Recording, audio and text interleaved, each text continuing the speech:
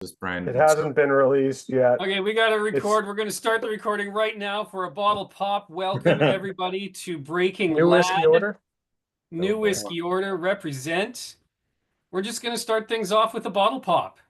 Russ, Yeah, take it away. the Lynchgower 19-year new whiskey order.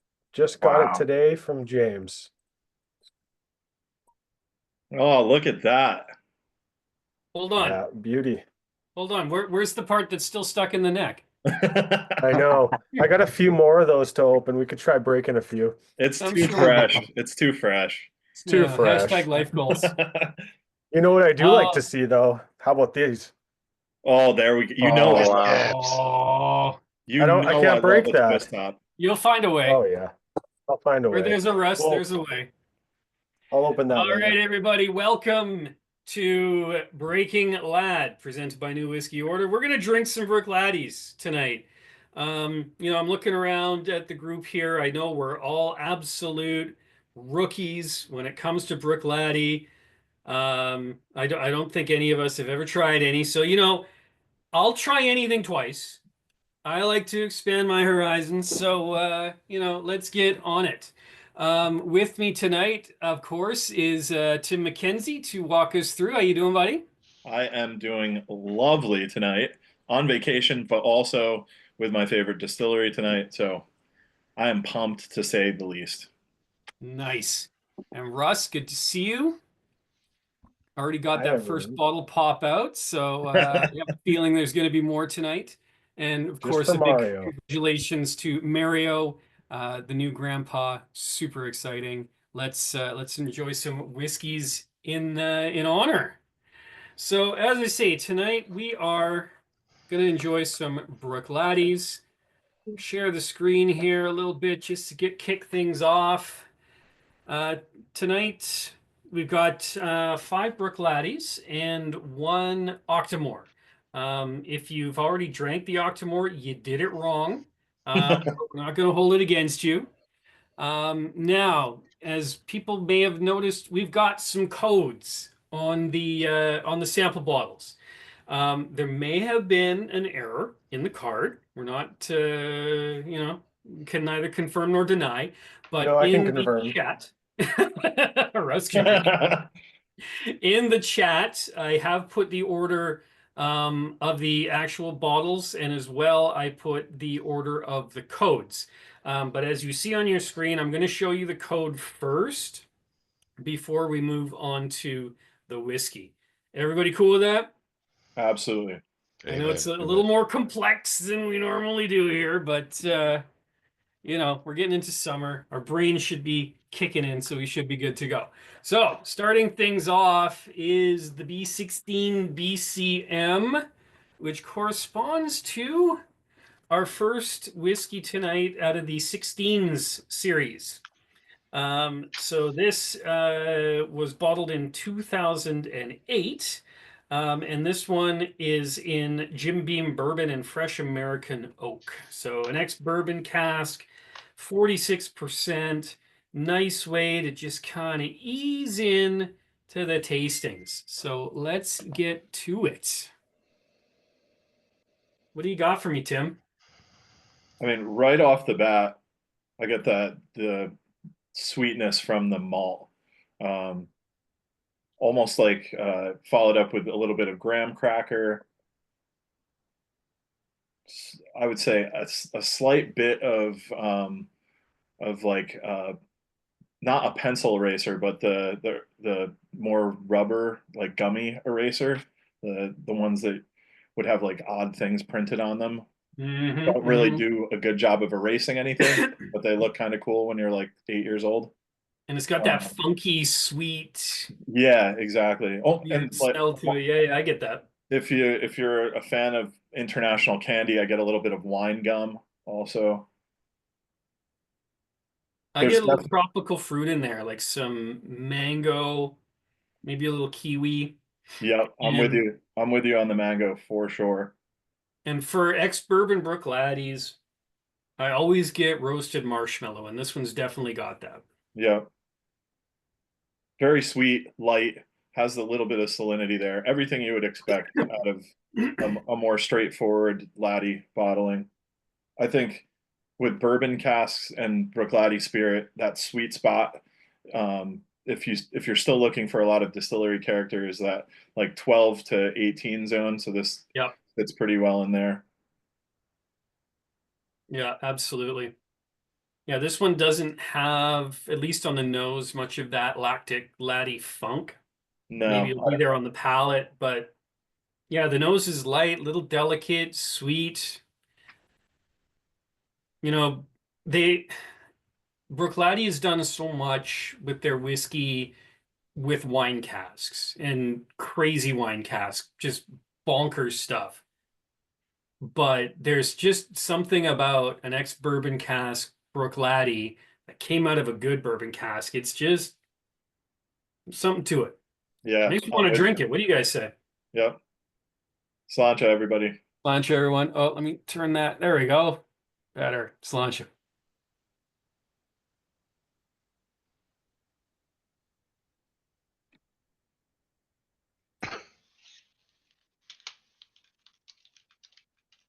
Has a pretty good chew to it, actually. Mm-hmm. A bit more spice, oak spice than I would have anticipated also. What was the ABV on this one, Myke? 46. Yeah, I feel like it's punching a little bit higher than the 46 would allow. If I had guessed blind, I'd say maybe 52. I would think like 50, like the classic laddie. Oh yeah, for A sure. lot of their I would yeah, I'd assume this would be like from the core range 50. So Drew's getting some lemongrass. Russell's got floral coconut, some vanilla. Definitely get the floral vibe to it. Yeah. Yeah, floral and apples. I'm getting apples. Yeah, I almost always get orchard fruits with laddie, spirit, and bourbon.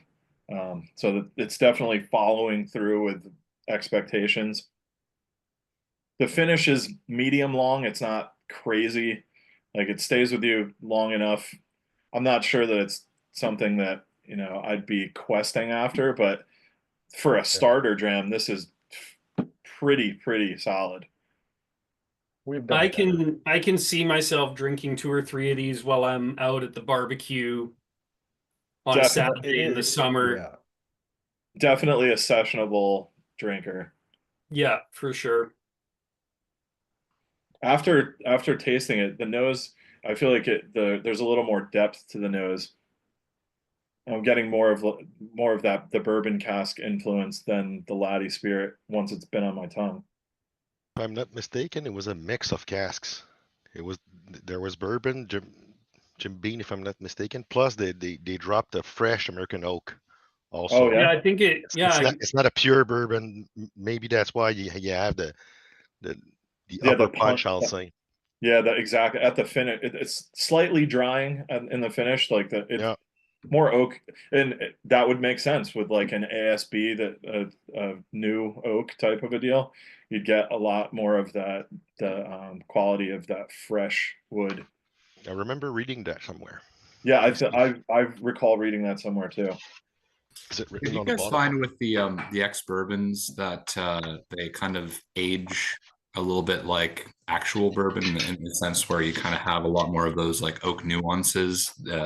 Typically for a bourbon might be around 12 or 14 years. This is an ex bourbon cask, so it might be a bit more delayed, but it still has that like strong wood character when you start to push like the 15, 16, 17 year mark. Well, this one was Jim Beam bourbon casks plus fresh American oak. So they put it in virgin oak. White oak. Yeah, and white oak. Which is probably what's giving it that coconut vibe. You'll usually get that from virgin oak. And that's probably what's giving it that tingle on the back end that you would normally expect from something with a higher ABV. Yeah. Just because it's got that fresh oak there. Just much more active cask, right? There was a flavor and a nose that I was trying to pull up, and you just hit it on the head, Myke. That coconut, Like on the nose, I'm getting like coconut water now. Mm-hmm. Yeah, I often find coconut in anything with virgin oak, virgin American oak. I wish I would get coconut more often in bourbon. That'd be rad, but Forget about it. All you have is it's wood stave in your eye. So you don't like vanilla and wood? yeah, exactly. This tastes like vanilla and oak. Yeah.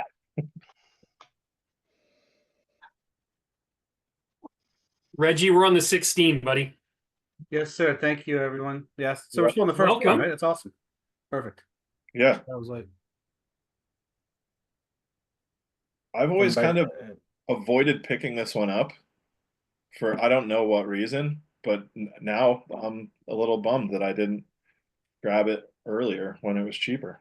Yeah, these ones back in 2008, I mean, Oh, Lou, they were- you probably know. I'm guessing that if they were here in Canada, they're probably less than $100. Without a doubt. Yeah, On release, it was $89 if I remember correctly. Yeah. Yeah, Bought all of one, these drank it. 16s were all of these 16s were cheap. Yeah, on release, the first growth that we have on release here in Quebec was 103. Yeah. Wow. I got ripped Yeah, just off. because back then nobody cared about Bruichladdich. They were gathering dust on the shelves, Yep. which was a good news for me because I bought a shitload and I drank a shitload, but fortunately I should have bought more. They didn't gather dust on your shelves. Well, I got some. Some of them still. Yeah, good memories. Full. I'm coming to Quebec and I'm going to pillage your shelves for anything in Sauternes. You'll need to bring your inflatable bed because you're going to be sleeping on the floor, my friend. Excellent. I got a couple of ones. Yeah, I know. Anybody else picking up anything on this one before we make a maneuver? Well, David's got the marshmallow on the nose. Yeah. Yeah. I'm gonna chuck Something like water an into it and almond see what it finish. does. Almond on the finish. Interesting. Oh, okay. I can see some nutty quality to it. I just put a little water in. I want to see what that does. Soften the nose dramatically. It's very floral. Yeah, good idea. Yeah, I found the water. It was less fruity on the nose. Yep, more lemongrassy too. Yeah. The floral came out. The fruit took a step back. And I got some really nice butterscotch on the palate with some water in there. Oh yeah, absolutely. There's a little key lime pie now on it too. That like that On the slightly finish? sweet. Kind of in the mid palate finish there, Tim. Mm-hmm. Yeah. And on the back end of the nose too. Mm. Yeah, I think Gino absolutely summed this one up with crushable. That's exactly what this one is. Super easy drinker. You got some buddies over, you pop this one, it's going to be gone in the afternoon. Without it. 100%. Yeah. It's an easy sipper, this one. And you said 46%? Yep. Mhm. Yeah, Nuts. I wouldn't even take more than 3 people. Yeah, this is one you'd need to buy a case of. Yeah. At $89 for sure. Absolutely. If only we could still do that. All Locked in right. time machine. so- Mike, hold the slide for a second. Sure. Just wanted to. Can Yep. I snapshot it? You mind if I snapshot it? No, no, go for it. absolutely. Absolutely. Thank you, because I missed it just before. Okay, we're good. okay. Okay, Congratulations. so we're gonna move on. The next code up is fucking Windows telling me about. Oh man, now it's me who Don't get rattled. you You got this, Mike. demonetized us. Okay, the VLS 53372. Bingo. And if you've been paying attention and you've been watching those codes, you know it's probably going to be a legacy. So some of us may have tried this one all in the past. I'm not going to spoil it for anybody. This one was distilled in 1972, bottled September the 9th, 2006, at the glorious age of 33 years. Just barely still whiskey at 40.9% ABV. And they managed to wring 1,690 bottles out of the cask. So this Coming out one swinging right out of the gates. Yeah. should be pretty interesting. This has a fantastic nose. Yep. Amazing. It's the Legacy 5, right? Correct. Yes, it is. The last one we had on like in June, maybe not last year or the other one was the That's fourth or the 30, the the 35 year. 35 year. Okay. Yep.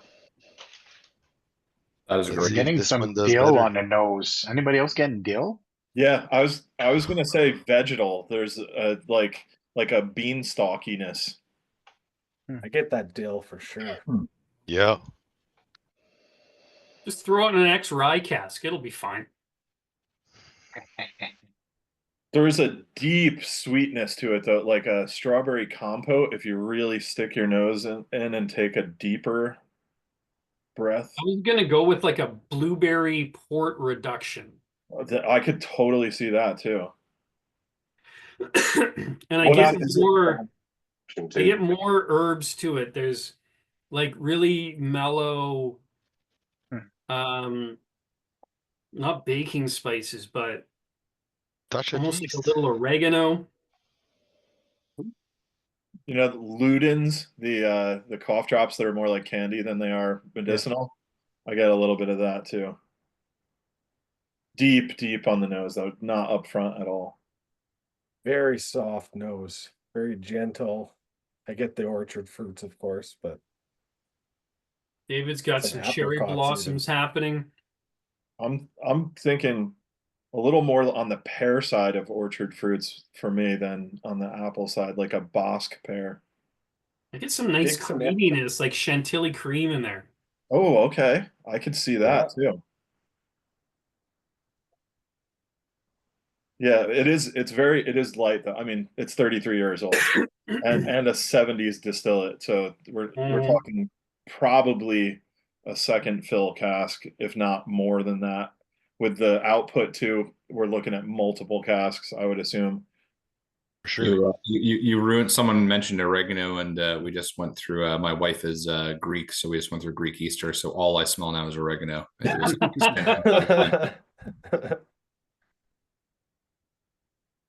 All I'm right. getting bananas Foster in there too. Whoa. Okay. It's the creaminess, banana fruitiness. Anyone getting a hint of anise in the end?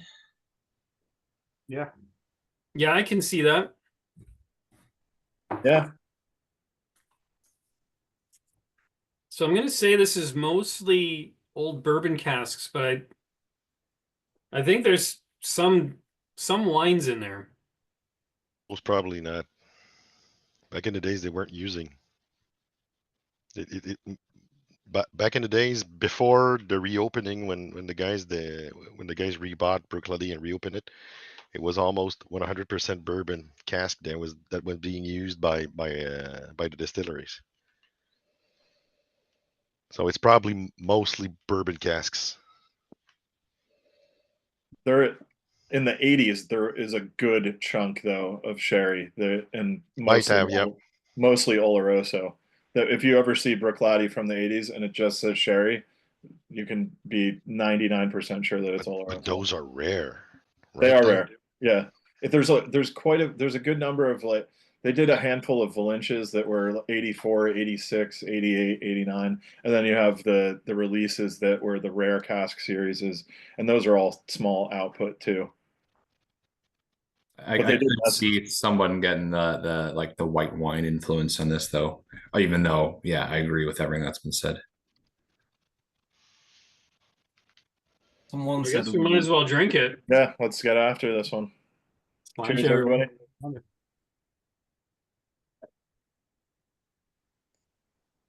Banana bomb.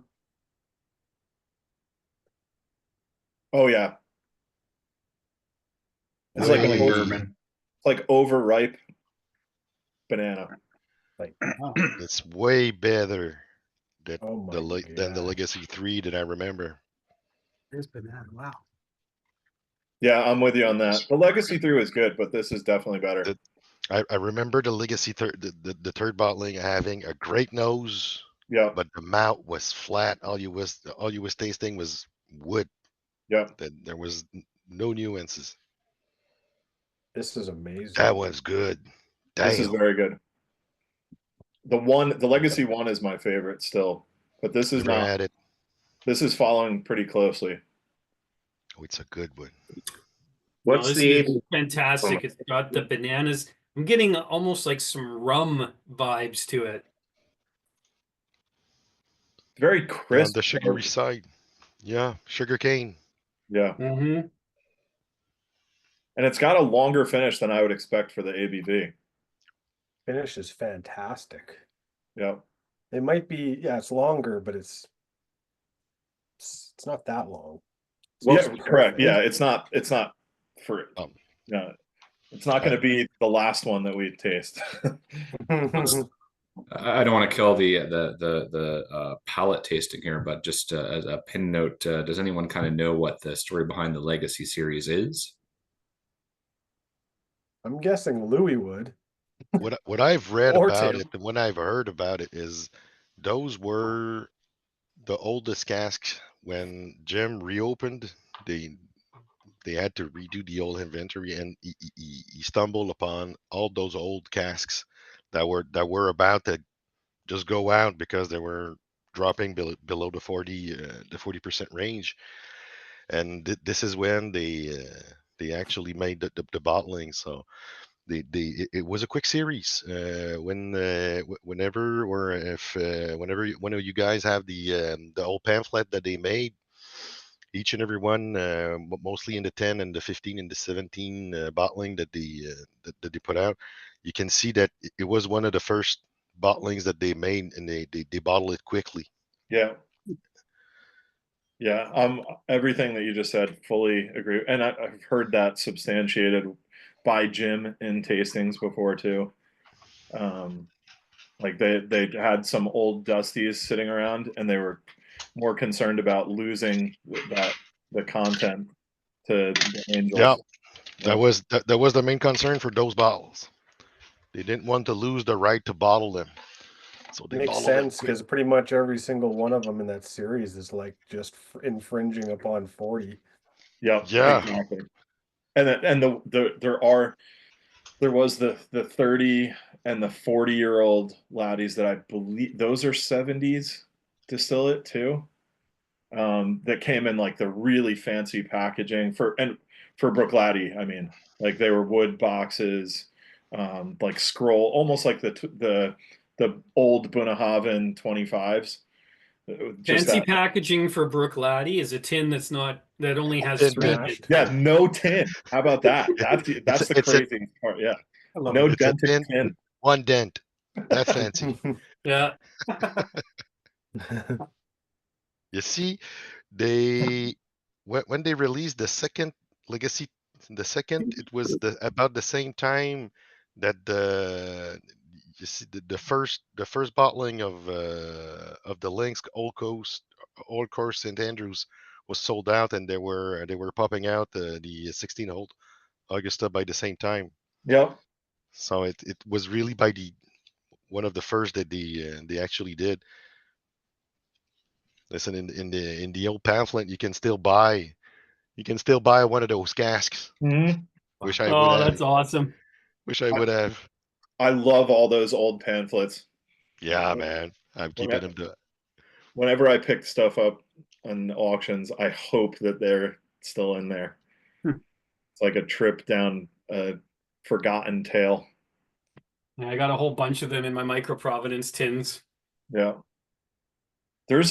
Now that I've had a couple tastes of this, that vegetal note on the nose is so forward.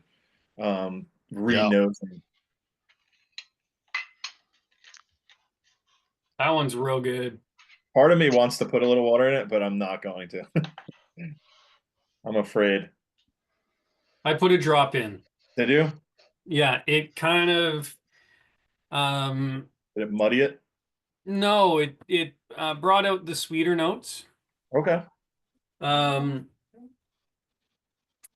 it made the mouth feel a little bit more viscous. For real? I'm trying. Yeah, I'm gonna do it too. I got a little left. I do get Give it a little more cha. I did get a new note on the palate after this last taste. A little bit of like fresh red raspberry, like when you first take it off of the plant in the June, July time period. It's not super sugary. It's got that like very fresh raspberry note. Oh wow. Ruby says it smells like whiskey. Couple of drops of water makes it happen, man. Wow. Yeah, I think I like the nose more with the water in it. Yeah, me too. It's like walking into a botanical garden. Yeah. The greenhouse experience. Oh, it's really nice. Yeah. Oh, nice. Damn. Okay. At least I still have one liver. I can sell it for one bottle. Yeah, they don't have these on the shelf in the SAQ anymore. They never had, actually. No? Nope, never had those. It softened the oak spices that was kind of driving the finish. It's really great. It's really Less great. pointed, I would say, on the finish than Mm-hmm. the water. I like both. I think with the water, I might like it a little more. Gino, would you It's say this is crushable? Oh man. If it wasn't Can you so, imagine? yeah, absolutely. Oh, I'd hit it. yeah, It's really I could nice. drink this all night. WS modeling. Yep. No, No, this is that's my name for it. That's his name for the SMW. Oh, got it. Ah, okay. Oh, They this is- did all the these- 750? All of these are OBs. Okay, Yeah. okay. All right. Well, that was awesome. But we talked about some wine casks, so let's get into that. So first up, the BFGC 16 P1A, which is of course the Cuvee A. So we're still in the 16s, but now we're into the Bordeaux First Growth series. So this was all wine casks from Bordeaux. Yep. All from Grand Cru class wineries that they were able to source the casks from. So this one is the Cuvée A Paulliac 1. So this one was from Chateau Lafite Rothschild in Paulliac. It should be This the one- Paulliac 2. If it's one of 12,000, it's Paulliac 2. Or is it no, because this you're is talking about Paulliac 1. the A and the B, right? Yeah, on our label, not on the Bruichladdich label. Okay. Yeah, so this is P1A. So this Sorry. bottle October 2008 at 16 years old, one of 12,000 bottles. And yeah, this one definitely smells like a wine cask. Yeah, I get a lot of savory notes to this one to start. Still sweet. I always get like from all of these cuvées, I get varying ranges of like really good barbecue. I totally hear that. I was gonna say, like, if you ever open like a teriyaki beef jerky, the Mm. packaging, Yeah, it's like sweeter barbecue. Yeah. right when it's not when you taste it, because obviously then the salinity and everything else goes through the roof. But just the packaging when you first open beef jerky, obviously very sweet too on the nose. I get like a cherries jubilee kind of like a deeper sweetness. Maybe even I get plum. like all the berries. Yeah. Like a And you triple. are cooking down with a cinnamon stick in there. Yeah, up here on Martha's Vineyard, there's really like everyone makes a triple berry pie up here, and it's like a raspberry with a imported cherries, the semi-sweet from Washington State, and then they'll do either blackberry or sometimes a strawberry, but there is that sweetness too of like a baked berry. Mm-hmm. Can you guys just touch on? You guys are smarter than me. Like, is the 16 all from the same vineyard? It's escaping me, or is it all like? What is it? Just a series of 16-year-old whiskeys, or what's the? Because they're all the same series, right? 16 is the age. Right. Cuvee So the series, I guess, series. they put out? Cuvee series was just all wines from Bordeaux. So like this one is the oh my gosh, I just totally brain farted. Paulliac. No, I saw Chateau the- Lafite Rothschild. Rothschild, yeah. So all that whole series, there was A through E, F. F. Yeah. Yep. And they all came from a different producer. Yeah. Now this was back before Cointreau bought Bruichladdich. This was still when Mark Rainier was Mark Rainier. Yeah. It's because I'm in this was still when Mark was running things. Of course, he had all the connections with the wineries in France because he came from the wine world. So he helped source these different casks, and he got the rights to be able to name the wineries for these bottlings. So, you know, this one is Lafite Rothschild. Next one is Latour, Haut-Brion. And like they're all different, but they're just 16 years old, and correct. You got the double. Got it. Cool. Yeah. All from these are different all Bordeaux finishes. But from They're all finishes too. I thought Cuvée was more like champagne vibe, but I guess I must have had a wrong definition. A cuvee is when you fill a tank. It's called a cuvee. That's it. Okay. It's this year's cuvee. It's the vintage. Yeah, it's similar to the vintage. It's not quite vintage, but it's about the same thing. The 16 these were the first to be in Canada of the 16 series. They were made in two series actually. The ones that we're drinking right now are the second series of 12,000. The first one was mostly recalled by Bruichladdich because they had corks made for Russell. They were all breaking up. Most of them were breaking up. The first series was one of 700s. It was a really short numbered series, and then they redid the whole series. It's not the first or the only cuvee that they did though, because Myke, you probably have some still, the 407 and the all the other older ones. Yep. Yeah, I got a couple cuvées. Yeah, good ones. Oh, they're so good. Yeah, but those were focused on almost each big region that had classified in 1855 wines. So they picked up the first Grand Cru of each they could manage, and they bottled it. So that's why the Cuvée is a EQM, which is undrinkable, by the way. If you have some, just send it to me. I'll dispose of it. Take one for the team. Yeah. Why the 16? They're all 16 years. Sure. Yeah, it's my best guess would be because Jim never answered the question when we had a tasting with him back in the days, but it was when they came into the distillery, and that's from it. All they had was mostly bourbon casks. The profile was always the same for most of the casks, and they wanted to have a twist. It was pretty, not lame, but on par. Everything was just average. So they had their wood management prior to closure was poor. Yeah. It wasn't good. You know, That's why. With second, third, fifth fill bourbon casks that probably weren't all that good even to begin with. So they had a lot of not very good ex-bourbon cask whiskey sitting in that warehouse. And they had big quantities. Huge.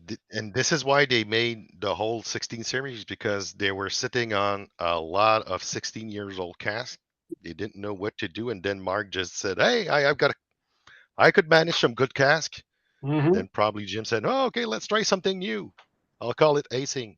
Yeah, to Yep. be in marketing at a distillery. Casing. Yep. Jeez. Yeah, before finishes were called finish. It was acing. Yeah, But Additional cask enhancement. yeah, additional cask enhancement. That's Boom. awesome. But you also have to remember, like pre-closure, Bruichladdich didn't bottle very much of their whiskey as single Nope. malt. Almost all of it went into blends. Yeah. Yep. So they didn't really need to make exceptional single malts because that wasn't what they were selling. Oh, they were mass producing unpeated products to be Yeah. blended.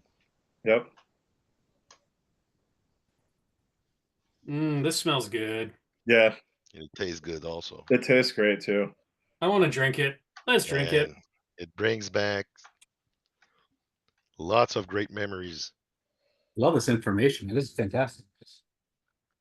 I'll forget it all tomorrow, but it's still great.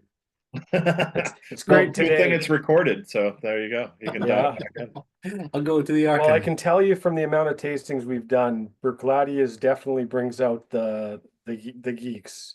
Oh yeah, There's a lot of knowledgeable laddie fans out there. the nerds come out. Oh yeah, Love I it. love it. Oh, that's earthy. That's blueberry. That's maple syrup. You have the regional profile. I can Mhm. taste the Paulliac. Yeah, talking about nerds. There's Myke. Hi. There's almost like a clay quality, like not an acid, but a base, like something that is delivering some minerality to it, softening it as it kind of cruises across your tongue. It kind of dries it a touch too. Yeah. And Hold there's that thought. The mineral side should be showing on the D also. Oh yeah. Yeah. I remember that note from the D. Oh, very cool.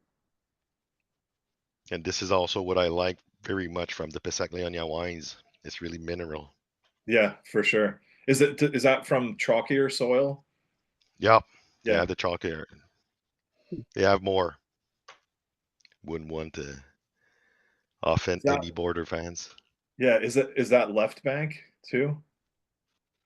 You got me there. Yeah, I might have. I'll look up that nerdiness later. To the internet, Batman. Anybody have anything to add to this one? Drew, what do you think of this one? Sorry, putting you on the spot there. It's too late. But I like this. It's got a nice mineral finish, like just at the end of the palate. Like, yeah, I'm quite enjoying this one. Hi, David. We haven't said hi to you yet. Good to have you. What do you think of this one? I was about to type down something in chat that was kind of just a joke. I'd say meh. No, that's kind of delicious. I'm kind of messing up that whole tasting though, due to the fact that I was kind of in a hurry to come here and be there in time. So I'm kind of finishing to taste my dinner at the same time. So that's shitty. It's all right. There's influences that eke their way in no matter what. I'll say too. I've had all of these in a glass for an hour. So if you're just pouring, right before we started into the glass, you're going to get different qualities than what I'm gonna get. I have a real problem with this whiskey. It's almost gone. Oh yeah. That's horrible, Dave. It's interesting drinking these ones from specific casks, from specific wineries, because I can remember having similar tasting notes and these influences from the various black art bottlings. And this one in particular, the Lafitte, reminds you me a hit it little right bit on of the head black for art. me. This one's like a black art Yes. 5. No, I was just gonna say that. Yeah. Out of all of the, maybe the 3 also, but the 5 for sure. Didn't the 5 had some like rye characteristics to it though? The finish, yeah, it was a little drying and a little spicier. But I didn't realize I had as much in my glass, and I just went to finish it off all at once. And with that much more coating my tongue, it was way punchier than the smaller sips that I took previously. Whatever that's worth. So if you guys are comparing this to Black Art's 5.1, does that mean it's the worst one of the night? We're not quite done yet. So how could we say, Ken? Isn't the 5 when you mix the 4.1 and the 6.1 together? That's 11. Let's in the not bottom ruin the two. 4. Something like that. Or it was the bin ends of the first 4. Yeah, I love, people will say, oh yeah, 5 was the worst black art, but yeah, it's still better than almost every other non-black art whiskey out there. It is still a black art. It is still a black art. There's still sorcery involved. Is it my favorite? No. No. If anybody's got a 7.1 kicking around that they don't need anymore, I'm happy to help. But Those are great. This is a damn good whiskey. You said the 7 one. Yeah, the 7.1 is my second favorite. Love that he's Okay. sliding the frame. That's fantastic. Which What one's is your your favorite? favorite, Mike? That was a slick move into frame Yeah, for sure. that was fantastic. You could Hell, have been better if you had a 7.1 in your hand as you Yeah. Oh, like This that? one, right? that's beautiful. 4.1. It comes with all the dust and everything also. And you know Perfect. what, Mike? It's gapped. Oh, Louis. We may have to talk. Out of the bunker. Parlay. Parlay. Still haven't So had yeah, to try in the 4 and 3 are my favorite. They're kind of tied, but 7 is a very, very close second. I love the For third. me, I would say third 2 and 4. 2 and 4. Yeah. Yep. Me, it's 4. Yeah, Definitely. I'm 6 for 4, me. 4, 2, 3. I'm a big fan of 8. I don't think I I liked even 8 had too. 8. I did Yeah. like 8 as well. I did side by side with 4 and 8, and man, 8 is. Who's got the money? I don't know. For me, eight? it had a slight edge to the 4. Interesting. I haven't Also- tried the 3 though. I have everything else, but starting at 4. For Good. me, the 4 has this amazing truffle note to it, Mhm. and it comes from the Chateau Latour. And it's amazing. And none of the other black arts have that truffle note. Yeah.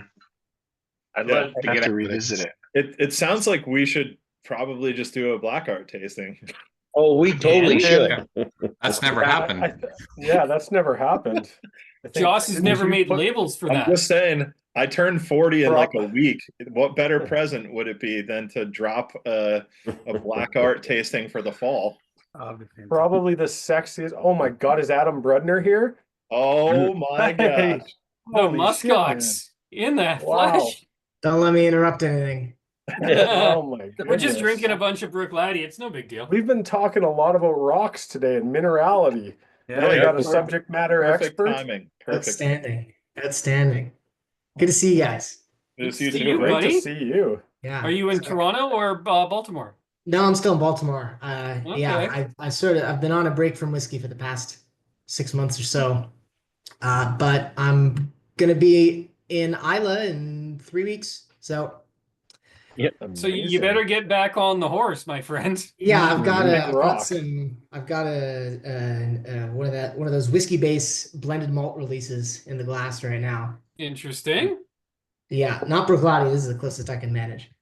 Hey, Well, we just We're finished glad to have you the regardless. Cuvee A. Ooh, It didn't suck.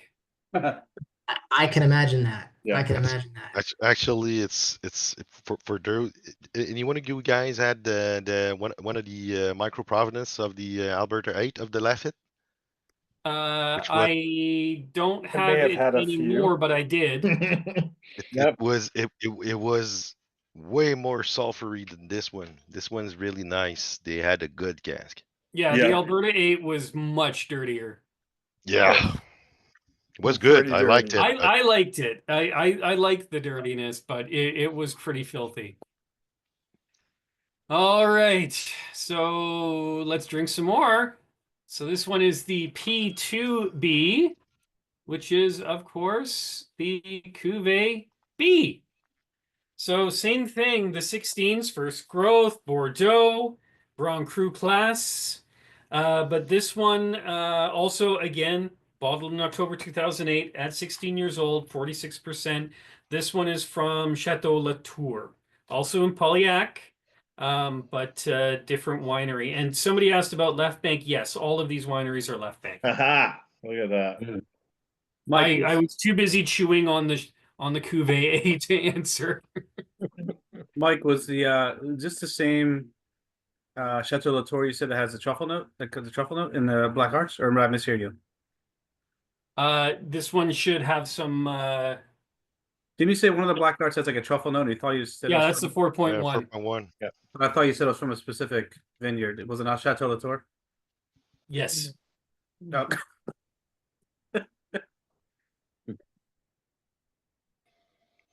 I get almost like a sweet cheese on the nose of this one, like somewhere between like ricotta and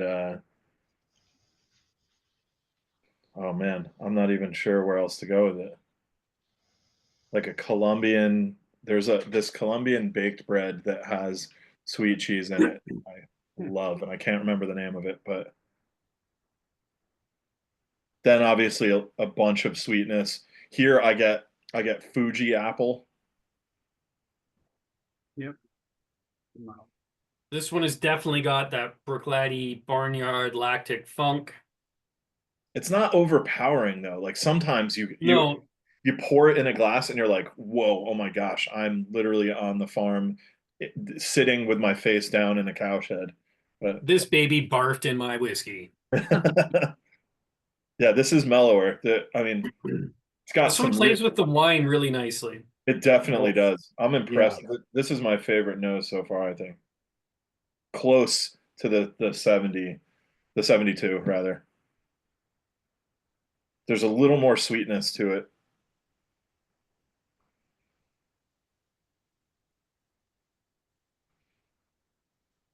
Pan de queso. Good call, Dave. Wow, that's a pull.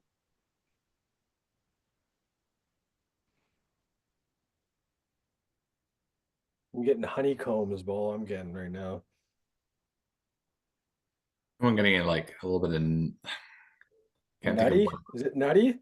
Nutty. That's the one. Thank you. I was honestly thinking peanut butter on the nose. Peanut butter. Very, yeah, like very faint. I was gonna go pistachio. Like an oily pistachio butter then. Pistachio butter it is. It has been decided. I'm with Tim on that one. Pistachio it is. Pistachio it is. Yeah.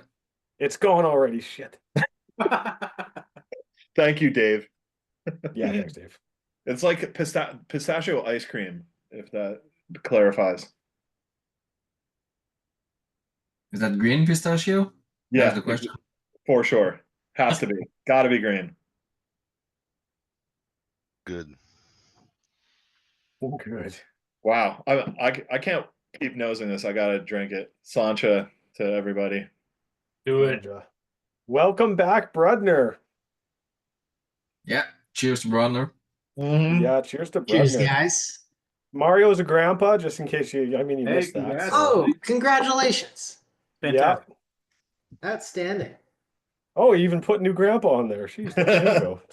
Just noticed that. New grandpa order. Yeah, I did that. New grandpa order. Fuck, I hope I'm not a grandpa anytime soon. Captain Crunch, nice one, Drew. Oh yeah. Oh, good call. I'm about that. Great call. Oh yeah. It's been way too long This since has I've had got some, but vanilla, but not like vanilla extract. Like cut open the beans, scrape out the guts, put it into some sweet cream, and let that just simmer for a little while. That's what's in there. Yeah. Yeah, it's almost like resinous vanilla. I get a little. Have you guys ever had like red bean mochi, the Japanese bean? I get a little bit of that in there too.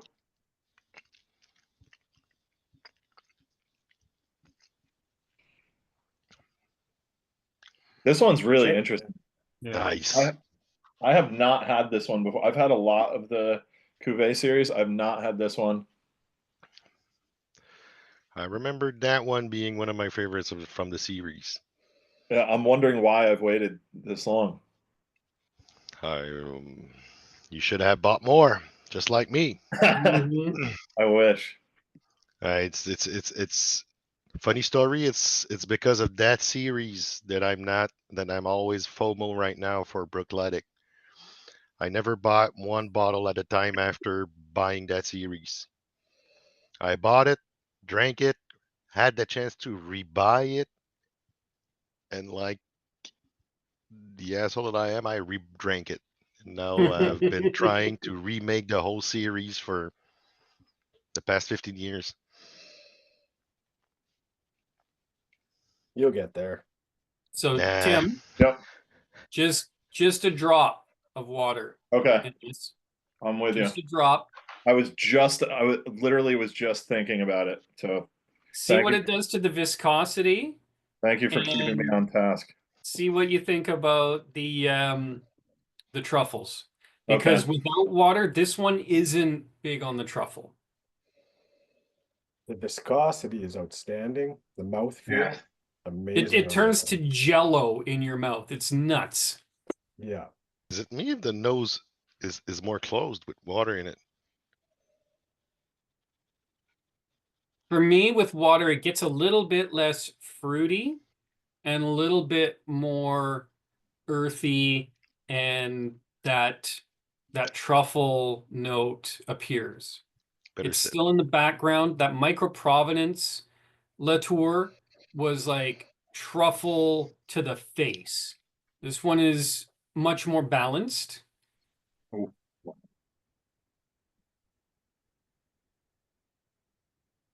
But yeah, that mouthfeel, that viscosity is unreal. Tim's still chewing. Yeah. Great finish. Here we go. That's outstanding. Yep. I like the nose more with the water for sure.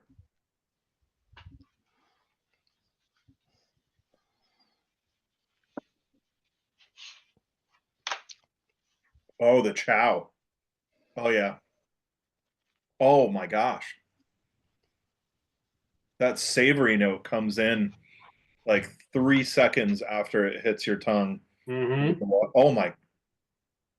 Wow. It's like roller coastering its way through. It gets sweet, then that little punch of, yeah, it's straight up black truffle oil, in my opinion. Yeah, that's some serious shit right there. That's crazy. I didn't get any of that without the water in there, though. Now you see what I mean about the 4.1? Oh yeah, I mean that's my favorite.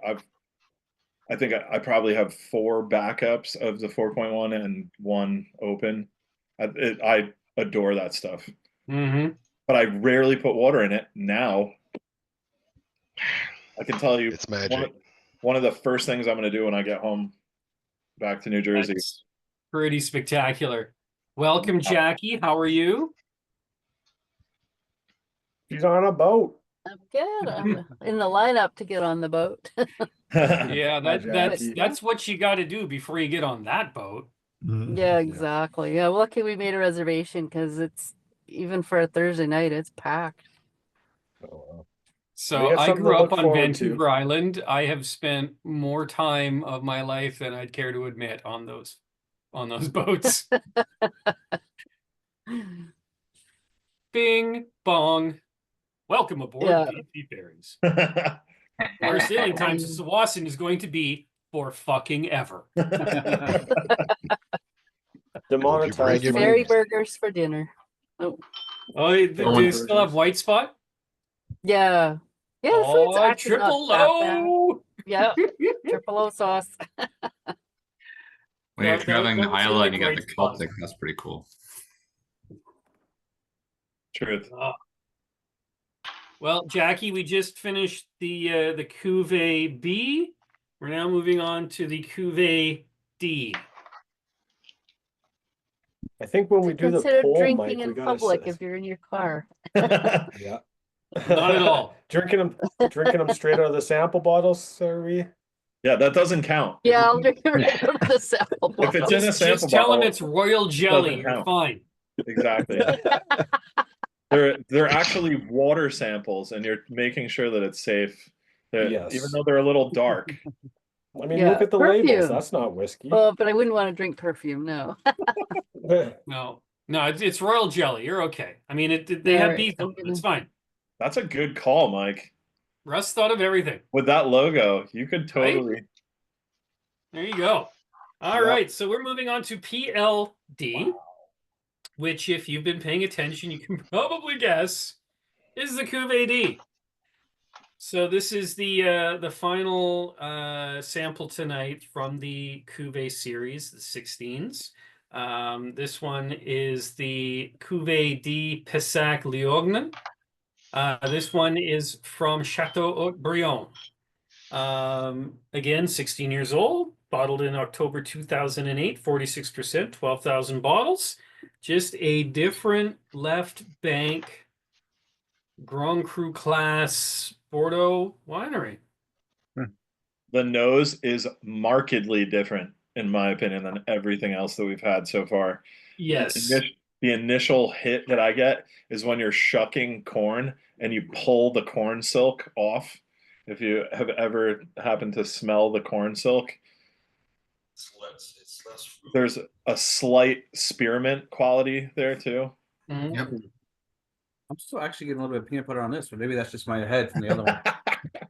Honestly, I think I messed up and I was nosing this one when I said peanut butter. I'm telling you, I think I get peanut butter on this. I'm Out with of you, the Reggie. Cuvee series, yeah, this was my Let's- favorite out of all of them. Is this screwball? Let's just. Oh, Yeah. That was Kick my him off. second favorite. That Russell was my threw second us a favorite. full Yeah, curveball. Russell's right about peanut butter. Yeah, Let's this settle one's on definitely- pistachio butter. No, there's no pistachio here. Nothing like that. Yeah, There's I- really the little teddy bear craft peanut Yeah, butter. I love it. I fully do get the peanut butter, That's like fantastic. a light creamy peanut butter, maybe like all natural, no Not added crunchy? sugars. Are you sure it's not the crunchy one? It could be. Is it Skippy or Jim? Got to be Jif Yep. in this case. Tempted to get peanut little butter tiny whiskey. samples of pistachio butter just to coerce Russ to send that out in the next kit and not explain it to anybody who's missed this Yeah. meeting. I'm I'm gonna push. I'm gonna push the idea of Russell way further. If you stick your nose in your glass and you stay in there, you're gonna get peanut butter and jelly. Oh, boy. All right, I'm down. Josh, you're an evil man.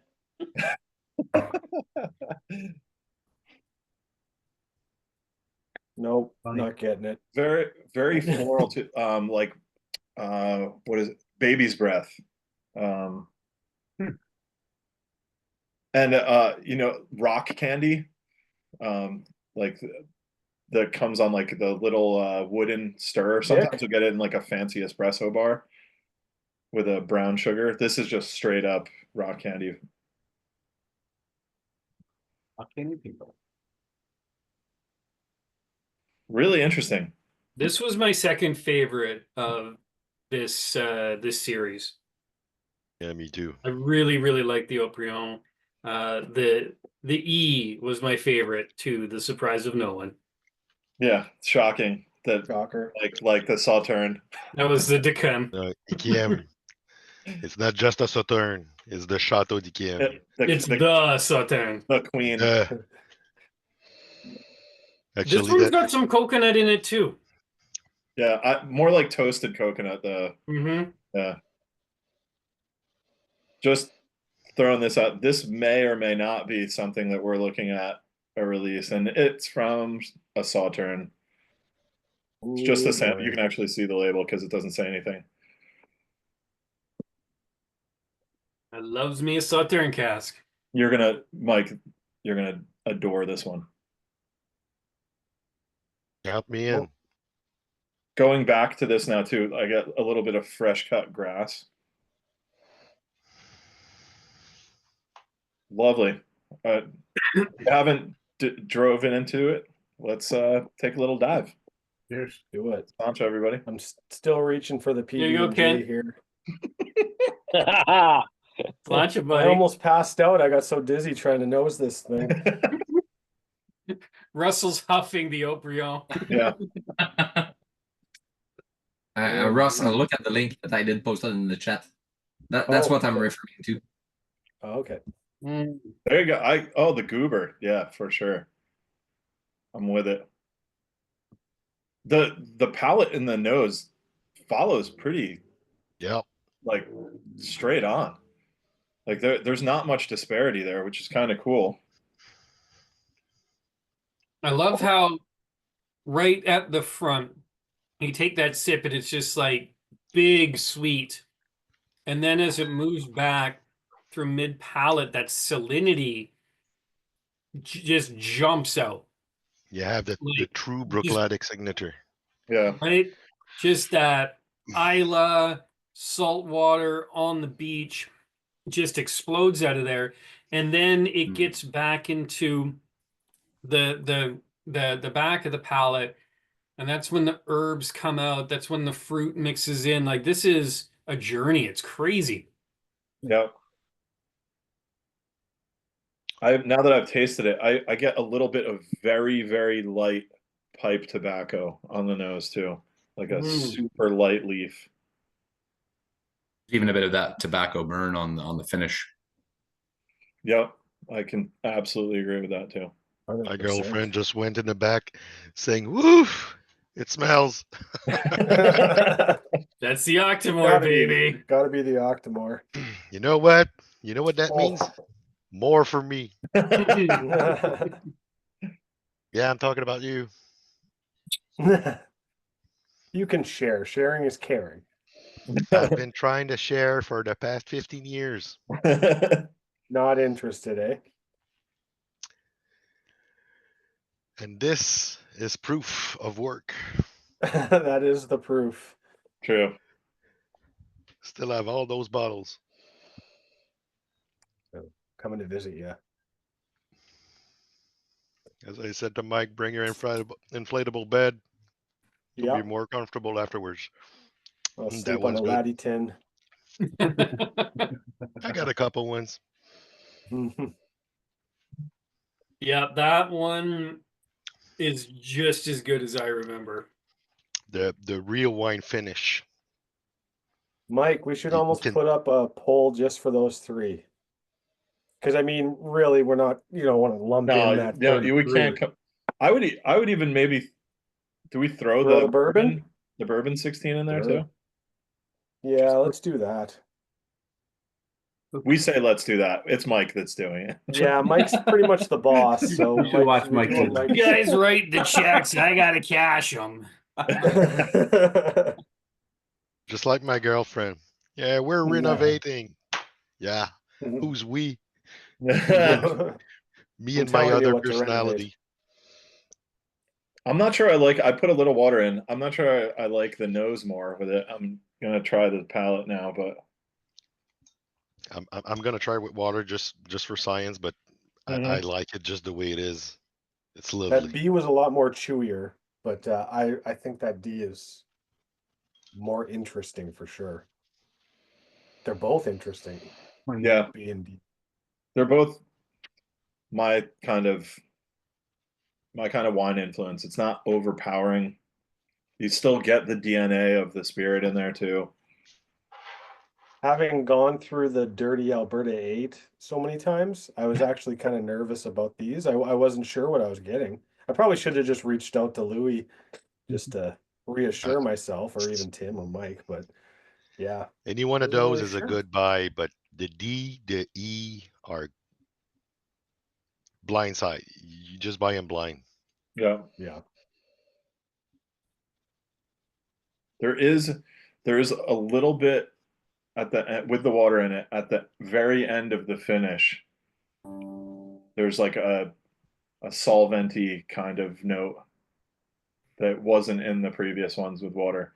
So I think without water, I love the D. All right, there's your poll.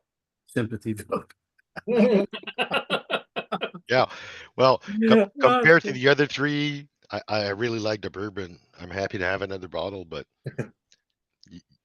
you don't drink it aside the other ones. No. Well, I love the bourbon. I would absolutely have a case of that.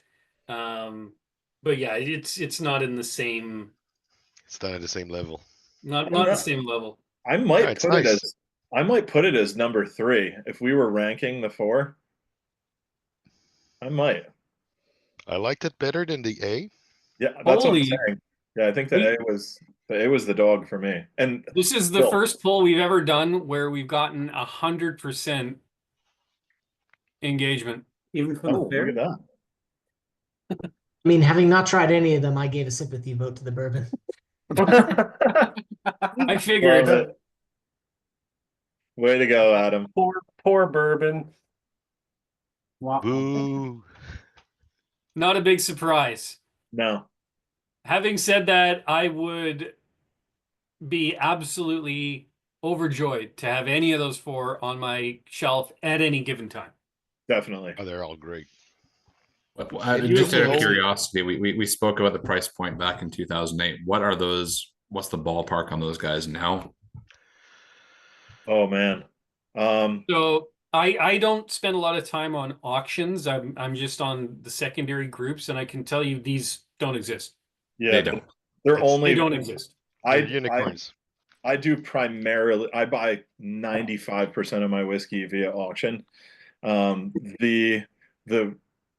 I set a price point that I won't go over for these, which is 160 pounds. Depending on what the conversion rate is at the time, you'd have to kind of scope that out. But right now, they're living in that like 180 to 200 pound zone. If you can get them below 150, it's pretty much like a guaranteed buy. A no-brainer, Yeah. So 2 years ago, the QVD came up in auction, and it went over 400 pounds. Yeah. Wow. Russ, you've got the tube of one of them, right? Pounds. I've got all of them. Yeah, pounds. Yeah, I mean these whiskeys are great, but the tubes are they're so cool. They're super clean. And they're not dented. The design is none of them are dented. Weird. Oh, they must be fake. Yeah, they're fake. They're going to be dented when they go in the garbage. They're Italian fakes. The white ones had probably a little bit more beef to them, eh? Yeah, I don't know why. To auto shop and had them fixed up. Pounded them out from the inside. No, I always love those white tubes. They're so nice. The design is really cool. There's a ton of data on there, but they stand out so nice. Save money on the corks. I think I was able to get these for around 350 US. Yeah, that's in the zone for sure. Yeah. And it was not via auction. It was through the US. Last one I bought was like 300. It was in 2021. It was $350 Canadian. Yeah, that was lucky. For Mike Kent to see him for 400 pounds that's something else right there. Yeah, I'm on Scotch whiskey auctions right now, and they're rare. I will let you know very, very shortly what the recent. But if you ever see one, Tim, if you ever see one of the numbers the first series being Yep. one of 700. You Yeah. buy those. They're better even than the second batch. They're more concentrated. The Interesting. cask worked better. Yeah, there. I- So right now, April 2025, Cuvee B that we just had, 210 pounds, and that's from the second version. Cuvee A in April was 210 pounds. Shite. Also from the second release. The Sauterne Cuvee E was 180 pounds. Oh wow. That I'll one I take it. buy at that price. Yeah, I mean, I I'd said it take first. that one. I said it first. Screw you. Those are just entry Camille level Louis, prices. Tabernac. and the bourbon cask ones, you can get those for under 100 pounds if you're patient. It was Yeah. 95 pounds in December of 2024. And So yeah, I mean, that shouldn't be hard to get these ones. No, and you know what's funny? They're the there. bourbon ones, the bourbons ones are one of 9,000 or 10,000 maybe. 9,000. 9,000. They're less bottles and they're easier to find than the white tents. Yep. No, the wine ones, they're special, but Yep. there's nothing wrong with that bourbon. No. Those Nothing Fort wrong at Mac all. guys crushed all those bourbons. Crushed them all. Yeah, I mean, I'm looking at you, Gino. for pretty much the last year, everything is going 180 to 220 within the Yeah. whole series. Wow. In pounds, though. So. Yeah. Plus shipping. I mean, I always I ship 6 to 10 bottles at a time, so that it's never more than 20 to 35 pounds per bottle at that rate. So I feel like Plus that hammer fee, it just always gets you. You know, it Yeah, seems some like of it's a good deal, and then you get it, and you're like, oh my god. Yeah, you definitely have to factor all. That's why I'm super patient now. And you got to pay the ALGC. Oh yeah. We don't have to. I mean, not anymore, but previously do. we didn't have to. Either that or we pay the LCBO 3 times what the bottle's worth. That's why I don't do it.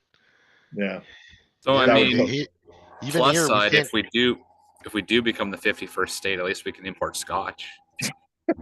Yeah, then, I don't think then you're going to get hit by tariffs. I don't think you want any part of what's going on down here. Oh my god. Nope.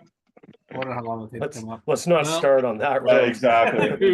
We're still ready to recording. enter beast mode. Some more drams before we talk about that. Yeah. Let's get back to drinking. Who's ready to enter beast mode? Let's get Has it. anyone tried this ahead of time? Yes. Has anyone tried this? No? Yeah. I've never seen that bottle.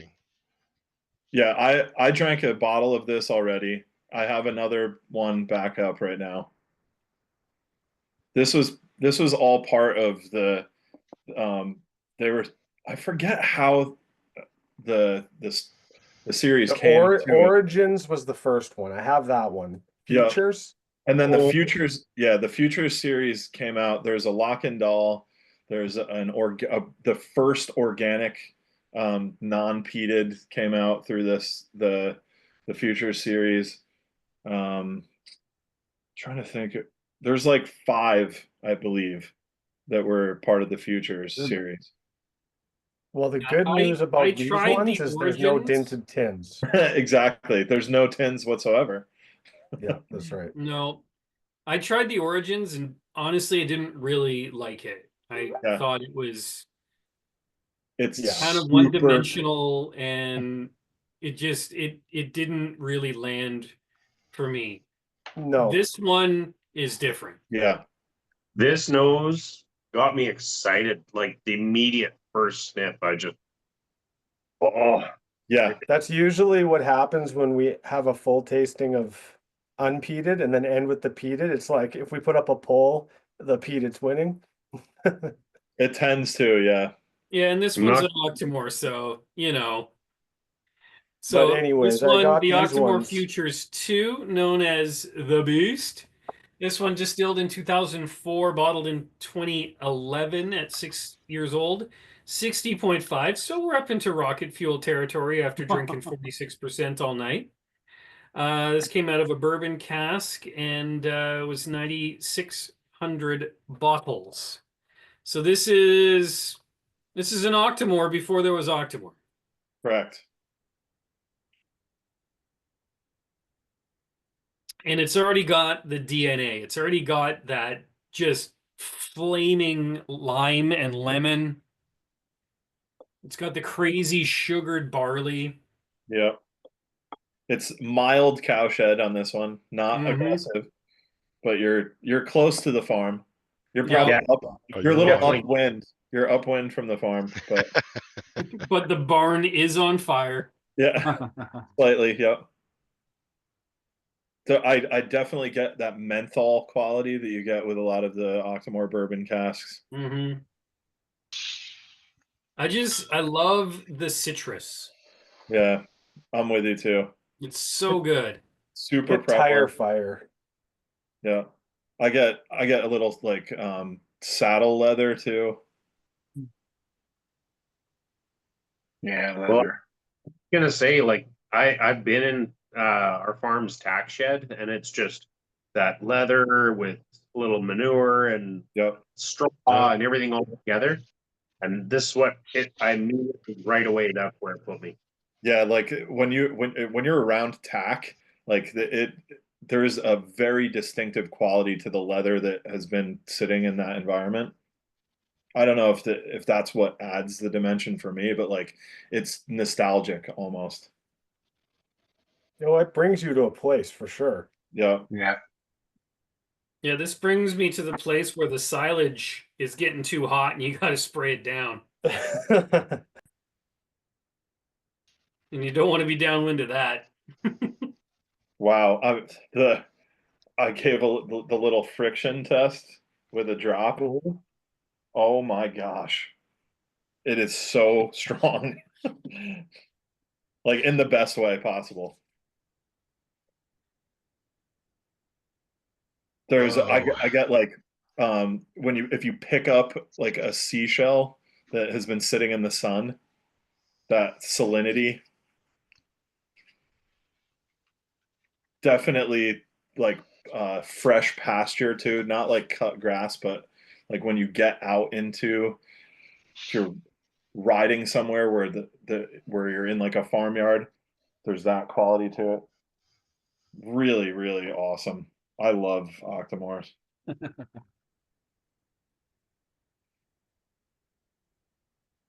Well, on that note, I have to run. But Tim, I want to wish you a happy birthday for next week. Oh, thank you. I appreciate that, Ken. I will Everyone be have a great night. diving into some crazy Nice whiskeys. to see you, Ken. Say hi to Cheryl for us. I will do. Absolutely. You can, and anybody want to jump on an airplane? We are doing a fire on Saturday, both this weekend and next weekend. So love it. Awesome.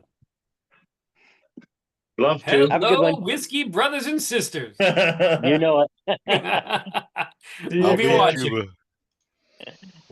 Thanks Later, for guys. hopping on. Bye. everybody. Would have been Cheers, cool. bud. I'll be in Cuba, unfortunately.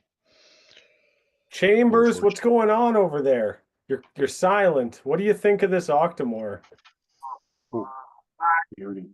It's delicious. I just want to go chug a bottle of Octomore right now. Don't do that. No, I know. Just neck one. Yeah. Tomorrow morning. What the hell? That was such poor planning. What was I thinking? I remember the very first Bruichladdich tasting that I attended. And it was the first time I'd ever drank Bruichladdich. It was classic laddie. It was Islay barley. It was Port Charlotte 10. And it was Octomore 9.1. Oh. And you're a late bloomer. I forget the name of the rep. Reese. Yeah, Reed maybe? Reed, yes, thank you. Yeah. Great guy, young guy, a lot of fun, Yeah, I love that guy. knowledgeable. This was at, I don't know if you remember this, Adam, but they did a whiskey. Pop-up? LCBO did a pop-up on King That's Street. where I think it was the same tasting. We were probably at the same tasting. It might have been 7.1 and not 9.1. I don't think 9.1 was out 7.1? Yeah, I'm trying to at the remember. time. Yeah, that was probably the first time I tried. Certainly the first time I tried Octomore. That was the first time I maybe the tried first time. Bruichladdich. That was the start of the whole damn thing for me. And I remember Reed said with Octomore, it's big, it's powerful, it's got all the peat. Don't sip it. Take a big mouthful of it, and it will change the experience for you. So I was like, all right. So if you got a good mouthful, everybody, go for it. I mean, it it's changed the big. experience. It is big for sure. Oh, look at Russ's face. Oh, not good. Change the experience. We killed Russ. Yeah. But what Reed said, and I do get it, when you take that big mouthful, the sweetness is able to keep up with the smoke. And you end up with a little bit more balanced experience. And I can get that. Yeah. That was kind of fun. But I also remember that night, Adam, did you stick around after they closed? No, I think I was too young and naive to do that. I was like, Well, oh, I they closed, did we stick gotta go. around. I did stick around after they closed because I worked 3 blocks away from that pop-up, and I was there pretty much every night. So I knew all the staff. I knew everybody. And one of the girls who worked there said, just stick around. I know Reed. You want to, just don't leave. So I didn't. So they locked the doors. There was maybe 10, 12 of us left. And he pulled out a bottle of 4.1 Blackheart. And he's like, I'm not supposed to be pouring this at this tasting, but What the it hell? was in my bag. So that was my first Blackheart experience, along with my first Octomore experience. And it was a pretty epic evening. It's probably best not to think LCBO? about exactly how much money that one pour of Bruichladdich Blackheart for you brought in to the distillery. Yeah. If you look at that picture on the group of my pregame choices, yeah, Bruichladdich did okay from that tasting. Yes. That was at your local liquor store? The pop-ups? Golly. Yeah. Damn. They rented out a space particularly for that. That was fall 2017. Was that when it was? Yeah. It was like 2 months where they rented out a place at like King and Portland in downtown Toronto. Right in downtown. It was like had really events there every night. old They had a big warehouse tasting space. bar. That's wild. And they did flights. So you could do like the Canadian flight, you could do the international flight, you could do the Isla flight, the Speyside flight. And you know, as far as whiskeys from the LCBO, I mean, they brought out some good stuff. I remember I tried a 27-year-old Othrusk one night. I tried that as well. Yeah. It was great. I like it for us. Yeah. You guys still do that stuff? Happy 23 tasting Absolutely there. not. I was gonna say. Absolutely not. No, I can't imagine how much money they lost on that. But man, was it good? It was I just was as there getting into every whiskey as night well. for 2 months. It was amazing. So much fun. Yeah, we had something similar in Quebec City. The SAQ had a 2 signature shop, one in Montreal, one in Quebec City. And Quebec City back in 2008-9 had a wonderful selection of whiskey, and the guys that used to order and the buyers, they could choose what they were ordering, and I was there 2 to 3 nights because you could choose from a taster's pack that you just put your card in. But when the guy saw me, oh, ever tried that? Don't move. There was a cupboard, a closed cupboard, and then it's not there. Wait a minute, and just he was pulling bottles off the shelves, popping it up. It was great. Get And out. This is yeah. That's and amazing. This is where I Those met were Jim. the days. Yeah, those were the days. Back in Yeah, the they real days. really were. 2008, 9, 10 at the latest. And this is where I met Jem for the first time. We Very had a cool. tasting of Bruichladdich, and this is where I found my. Actually, I bought two that time. The Bruichladdich, 18 years old, the gold tint. Yeah. Oh yeah. He was presenting that one. He was just bottled. He just bottled it. So And cool. it was awesome. I think I still have one laying around, but it was an awesome tasting. Jim is really a good and nice guy. Oh, he's top tier. He gave full of information, talked about and back in those days we had, I don't know how the buyer of the SAQ did it, but he was buying special bottlings that no one ever saw. Anyone here ever saw or tasted a Bruichladdich lady? Oh yeah. Yes. Yeah, you had one, Tim? No, I don't have Cognac my. finish? I'm on my wife's computer right now, but I think I have a bottle of that still. The Bruichladdich. Yeah, Bruichladdich it was called. Ooh. Yeah, but the Bruichladdich lady, it's a cognac finish. It was one of the first bottling with the aqua, the same color of the classic lineup.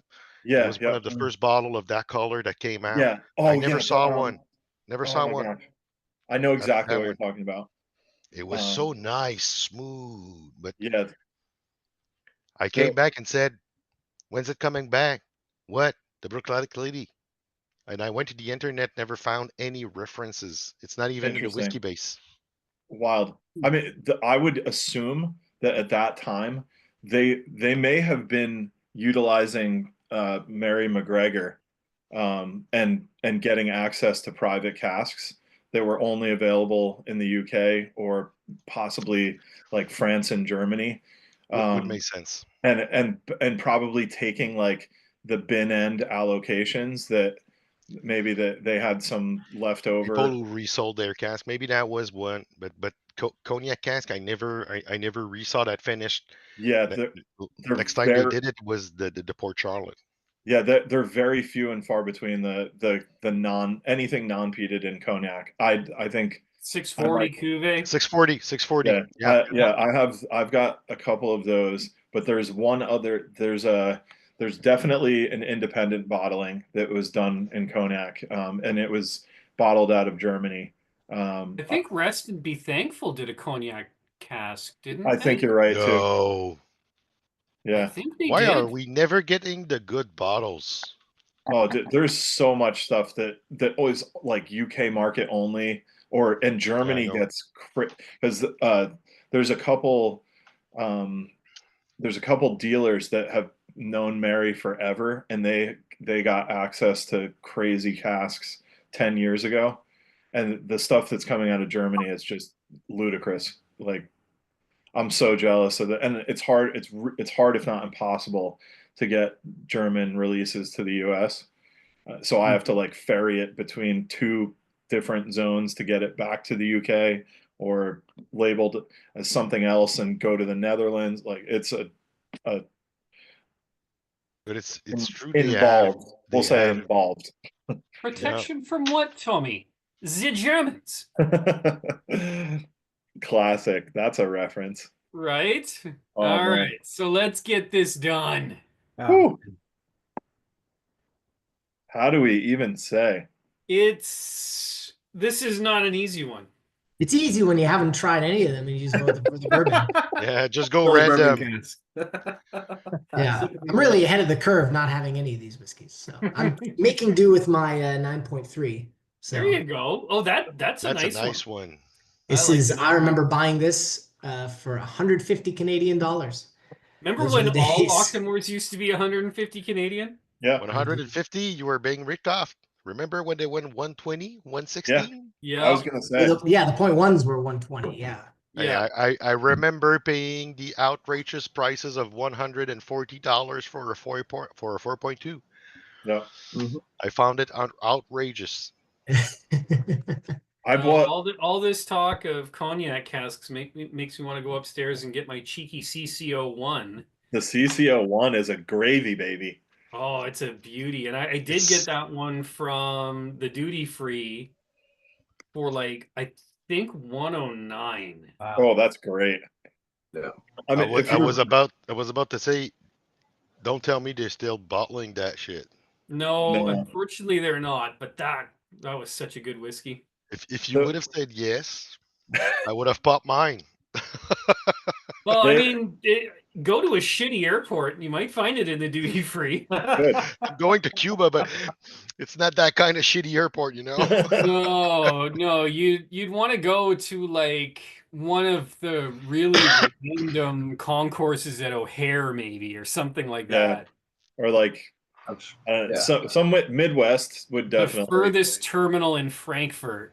Yeah. I was gonna say you start hitting the warehouse of the Edmonton airport before he cracks it back out and brings it in. Mm-hmm. He buys shit and throws it away for like 25 years.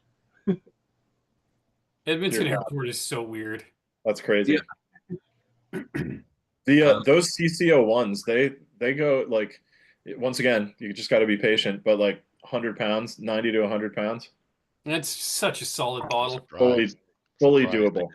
I know that doesn't help our Quebecois friends, but if you can. Well, if I can bootleg through Alberta, then we're talking. Yeah. I've done that once. I picked up a backup like 6 months ago for like less than 80 pounds. Wow. Yeah. I mean, All right. Everybody got their votes in. We are at 12 out of 15.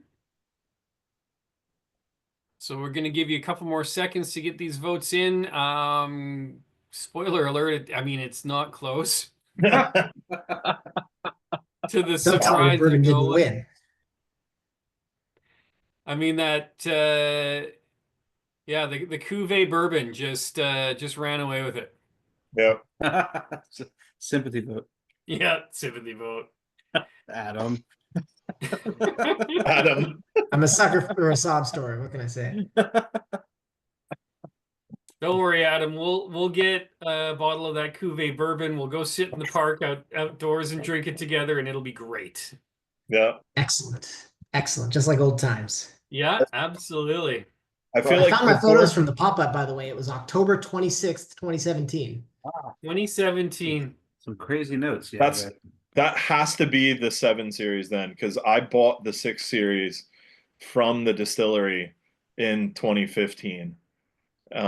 Which means that it probably made it to the US and Canada 2016, and that would follow. To the LCBO in 2017.